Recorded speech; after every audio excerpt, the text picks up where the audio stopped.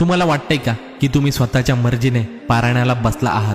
महाविचार नक्की बदला. जोपर्यंत अक्कलकोटच्या राजाची इच्छा होत नाही ना, तोपर्यंत कोणीही पोथीला स्पर्श करू शकत नाही. जर तुम्हाला पारायण करावंसं वाटतंय तर समजा की स्वामींनीच तुम्हाला साथ घातली आहे. ते तुमच्या दुःखाचे डोंगर फोडण्यासाठी तुम्हाला जवळ बोलवतायत. पारायणाच्या 7 दिवसात तुम्ही एकटे नसता, तर स्वामी स्वतः तुमच्या बाजूला बसून तुमचं वाचन ऐकत असतात. विश्वास ठेवा, तुमची ही सेवा वाया जाणार नाही. स्वामींच्या या ओढीवर विश्वास असेल तर हा व्हिडिओ स्वामी भक्तांपर्यंत पोहोचलाच पाहिजे. आणि कमेंटमध्ये लिहून तर बघ, श्री स्वामी समर्थ.